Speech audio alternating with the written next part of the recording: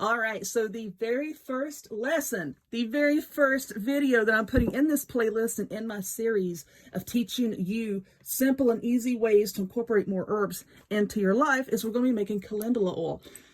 Okay, you're probably thinking, with all of the different types of herbs and oils and everything out there, why are we starting with this particular herb?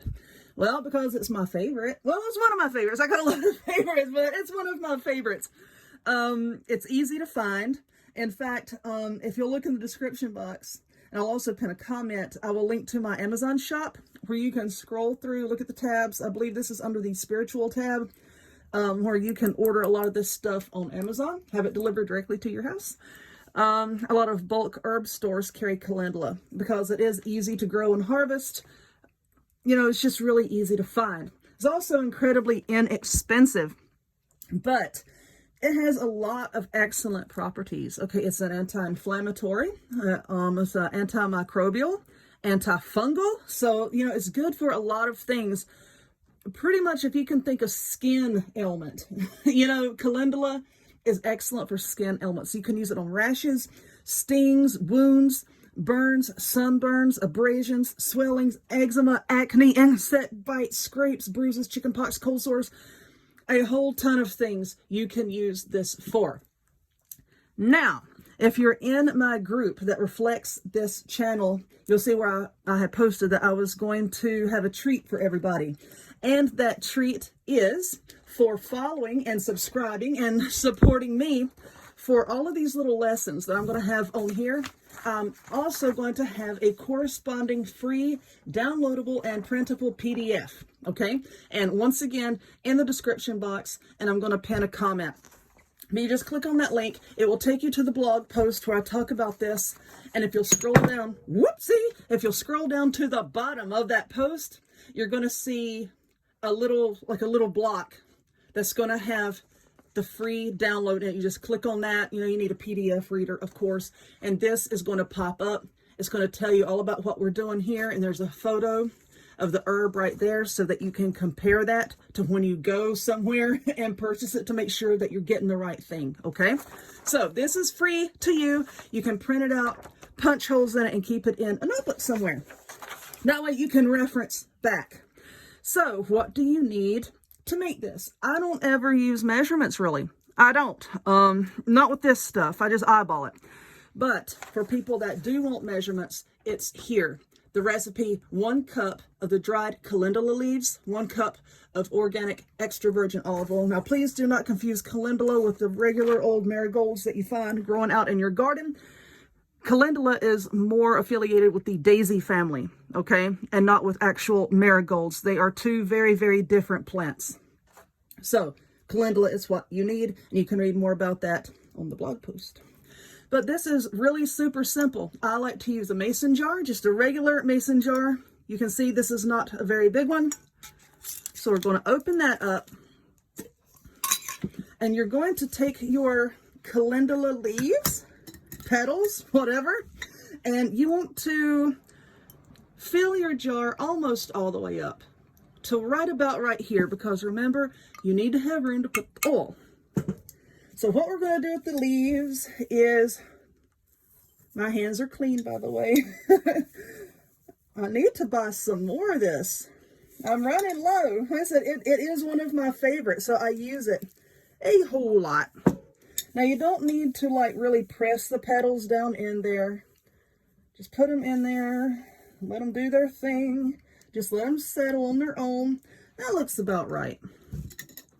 Now what we're going to do is seal this back up. Now what we're going to do is take some organic extra virgin olive oil. And then you're going to pour it into your jar until it covers your petals by at least 1 inch. Okay? You want them to be completely submerged. And as you can see, I'm pouring the oil in there and it's compressing the petals down. So our jar looked really full, but once the petals start soaking up the oil, they're going to sink down a little bit. You just keep on pouring. Now, what we're going to do, once we have the oil in here and everything is nicely covered, You're going to put the lid on this, and you need to let it sit in like a sunny windowsill, a sunny, warm area for quite a while, 4 to 6 weeks, okay? Every single day, you need to shake that jar really, really well to make sure, you know, just agitate the herb a little bit and make sure you're extracting everything that you can from it. Now, I like to do that because I really like the energy of the sun infusing into the oil.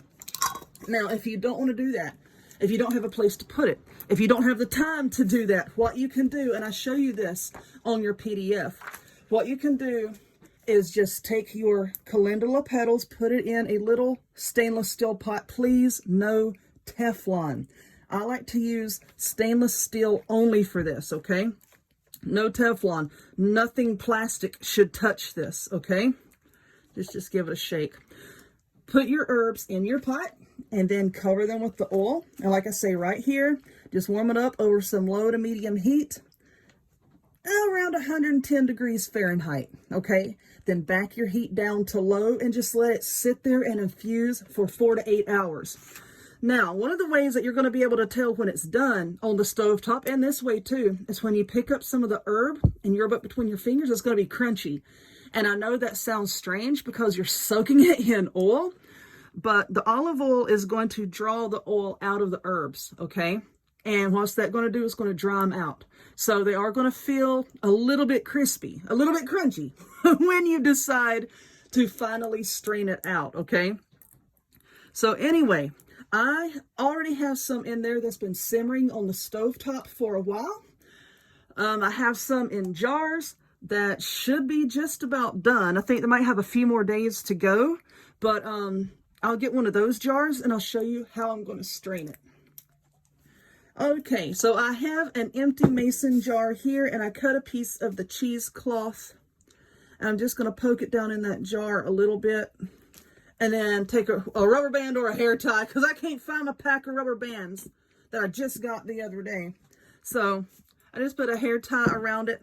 Now this oil here, I don't know if you can see it on camera, but it's a lot more golden, pretty yellow than when you very first make it. Now I built a little shelf that goes across my kitchen window, and this is where I like to let my oils infuse. Oh yes. Let's get that out of the way. So now you're just going to take your infused oil now, and you're just going to strain it through the cheesecloth. If you get little particles in there, don't worry about it. It's fine. But like I said, later on, I'm going to be showing you how to make like ointments and salves and that kind of thing with this oil. And sometimes I kind of like finding little bits of the herb floating around in it. But yeah, that's all that you do with this. Now this is going to take a while for me to strain it, okay? Because I'm going to strain it and then we'll pick out the herbs and put them over here and then pour more oil in there. Just get it all nice and strained out. And that's kind of a slow process. But anyway, yep. Go to the blog. Get your free printable. Print it out and put it in your notebook and hang on to it, because I've got a lot more videos like this coming, okay?